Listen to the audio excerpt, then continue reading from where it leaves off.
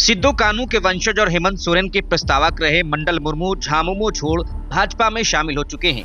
मंडल मुर्मू के BJP join करने की पीछे की कहानी अब पूर्व मुख्यमंत्री चंपई सोरेन ने सार्वजनिक कर दी है।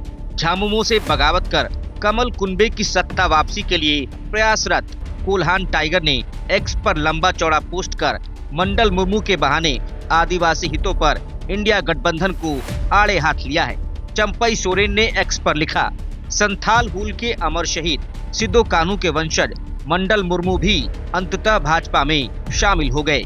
क्या आप जानना चाहते हैं कि आदिवासी समाज से जुड़े मुद्दों को उठाने वाले इस युवक ने ये निर्णय क्यों लिया? इसे समझने के लिए आपको संथाल परगना की वीर भूमि भोगनाडीह की परिस्थिति को देखना होगा। वहां जाते वक्त रास्ते में तथा वीरों के उस पवित्र गांव में भी आपको सड़क किनारे कई नए पक्के मकान मिलेंगे, जिस पर एक राजनीतिक दल के झंडे दिखेंगे। इनमें से अधिकतर मकान बांग्लादेशी घुसपैठियों के हैं और उन पर लगे झंडे बताते हैं कि उन्हें आदिवासियों की जमीन लूटने, बहु बेटियों की अस्मत से खिलवाड़ करने और आदिवासी समाज के ताने बाने को बिगाड़ने की हिम्मत कहां से मिलती है। ये झंडा बाकी लोगों को एक दल विशेष के इन दामादों से ना उलझने की चेतावनी देता है। जिस माटी बेटी और रोटी के लिए हमारे पूर्वजों ने अंग्रेजों को झुका दिया था, आज उसी संथाल परगना की माटी पर इन घुसपैठियों का कब्जा है। पाकुड़, साहेबगंज एवं अन्य स्थानों पर आदिवासी समाज अल्पसंख्यक बन चुका है। चंपई सोरेन ने लिखा, जिकरहट्टी, मालपहाड़िया, तलवा डांगा, किताझोर समेत दर्जनों ऐसे गांव हैं जहां अब आदिवासी ढूंढने पर भी नहीं मिलते। उनके घर, उनकी जमीन तथा उनके खेतों पर घुसपैठियों ने कब्जा कर लिया है। लेकिन आदिवासियों की हितैषी होने का दंभ भरने वाली ये सरकार हाई कोर्ट में झूठा एफिडेविट फाइल कर सच को नकार रही है। जब हाई कोर्ट ने इस मामले की जांच के लिए एक फैक्ट फाइंडिंग कमेटी गठित करने का आदेश दिया तो ये लोग उसके खिलाफ सुप्रीम कोर्ट चले गए। इसी से पता चलता है कि इनकी प्राथमिकता आदिवासियों को नहीं बल्कि घुसपैठियों को बचाना है। चंपई सोरेन ने लिखा कि कई तरह की आपराधिक गतिविधियों में लिप्त इन घुसपैठियों ने संथाल परगना को देश का क्राइम कैपिटल बना दिया है।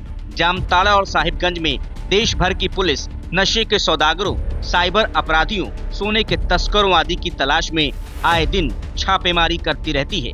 इनके दुस्साहस को आदिवासी समाज की बेटी रूबिका पहाड़िया की हत्या से समझिए, जिसके 50-60 टुकड़े कर दिए गए थे। अंकिता को जिंदा जलाने की घटना याद है ना आपको? वोट बैंक के लालच में ऐसे मामलों पर आंखें मूंदने और वीर सिद्धू कान्हू के वंशज रामेश्वर मुर्मू की हत्या के मामले में परिवार को न्याय दिलवाने में विफल रहने वाले कम से कम आदिवासियों के हितैषी तो नहीं हो सकते। चंपई सोरेन ने सोशल मीडिया पर लिखा कि भाजपा में शामिल होने के बाद मंडल मुर्मू को धमकियां दी जा रही हैं। उनके खिलाफ पोस्टर लगाए जाने की सूचना मिली है। इन सब के पीछे वही लोग हैं जिन्हें लगता है कि वो आदिवासियों को हर मुद्दे पर बेवकूफ बना सकते हैं, डरा धमका कर चुप करवा सकते हैं। उन लोगों का असली डर ये है कि कहीं हम लोग उनके चेहरे से आदिवासियत का नकाब ना उतार फेंके, कहीं दुनिया को उनकी सच्चाई ना पता चल जाए। झारखंड आंदोलन के समय दर्जनों बार गोली चलवाकर आंदोलन को कुचलने का दुस्साहस करने वाली कांग्रेस तो हमेशा से आदिवासी और झारखंड विरोधी थी। उन्होंने ही 1961 में जनगणना से आदिवासी धर्म कोड हटाया था।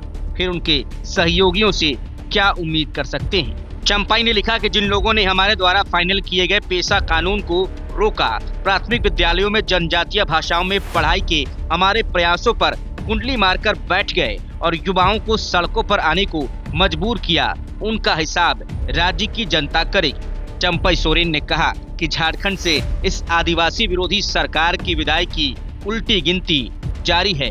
बस 2 हफ्ते और हमें ही वोट देना बेटी। इस बार नौकरी में 60% का महिला आरक्षण देंगे।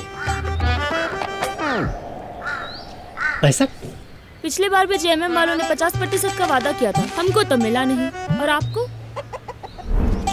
हमें तो नहीं मिला, आपको मिला क्या? इन महिलाओं को तो नौकरी में 50% आरक्षण नहीं मिला, आपको मिला क्या? TheFollowUp.in. Like, share and subscribe. www.thefollowup.in